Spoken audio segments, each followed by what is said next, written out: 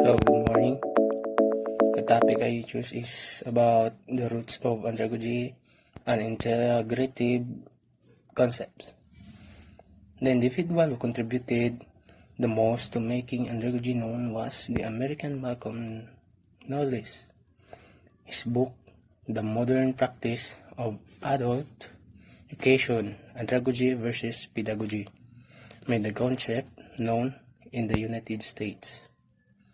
Year 1970. The previously mentioned Dusan Civic informed Knowles about concept of andragogy in 1966. After participating in one of Knowles' summer courses at the University of Boston, I said to him that he was preaching and practicing andragogy. Knowles has never heard the word before, so Civic told him that in Europe, the concept was used in parallel pedagogy to denote the growing knowledge about adult learning.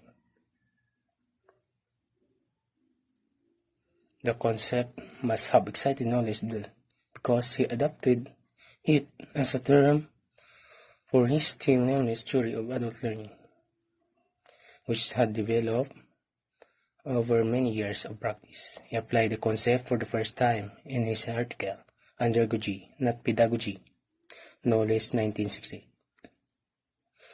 Knowles defined andragogy as the art and science of helping adults learn. This was a narrower approach than the one that prevalent in Europe up to the time. Knowles' andragogy was to some extent very practically oriented.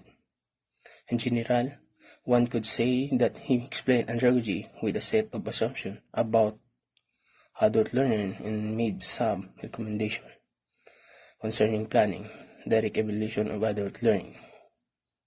That's all.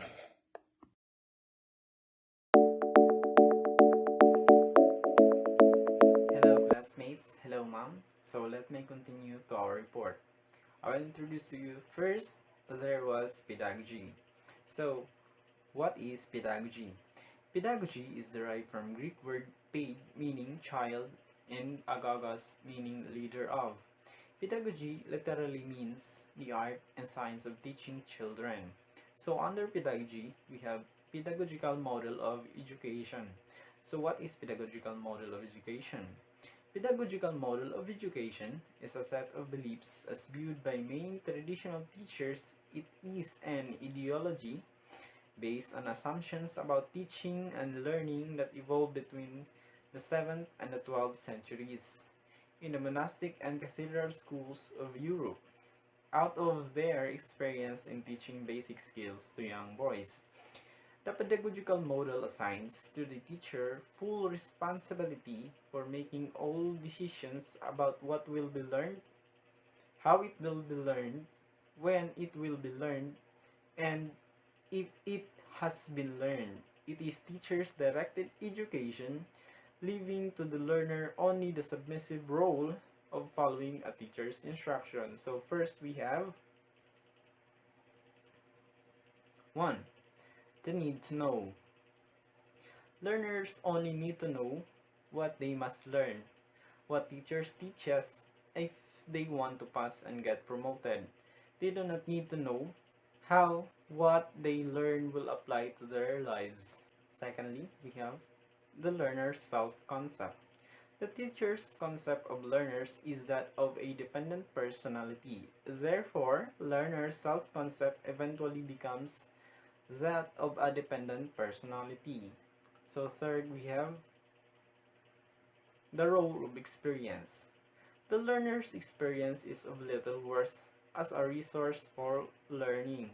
The experience that counts is that of the teacher, the textbook writer, and the audiovisual aids producer. Therefore, transmittal techniques, example, lectures, assigned readings, or etc., are backbone to the pedagogical methodology.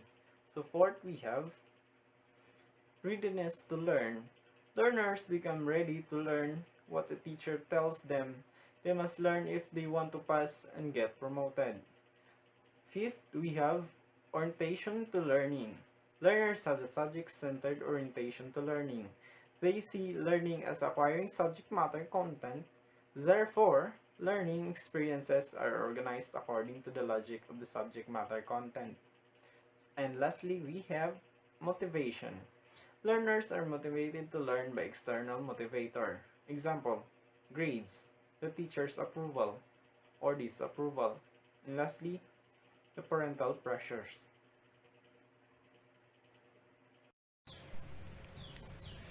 Hi everyone. So today I'm going to report about the then came andragogy under the andragogical theory of adult learning. Before describing the andragogical assumption about learners and learning, it is important first to understand and define adult or adulthood. There are at least four viable definitions of adult. It is the biological definition, the legal definition, the social definition, and the psychological definition. Now let's talk about the biological definition. Biologically, we became adult when we reach the age at which we can reproduce. It means there is a changes that happening especially in a physical appearance. For women, it is the menstruation, development of breasts, and for men, development of facial hair, deeper voice, and ejaculation, and for both sexes, such as puberty. Number two, the legal definition. Legally, we became adult when we reach the age at which law says we can vote, get a driver's license, marry without consent, and etc. The common ages here is 18 years old. In this stage where you have the right to be independent and decide on your own legally. Now let's talk about social definition.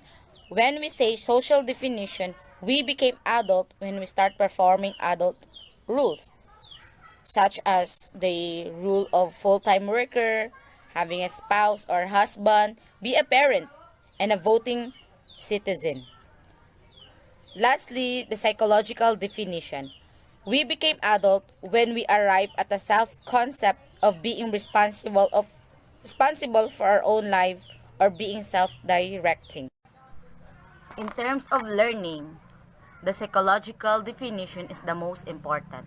However, it seems that the process of developing a self-concept or becoming self-directed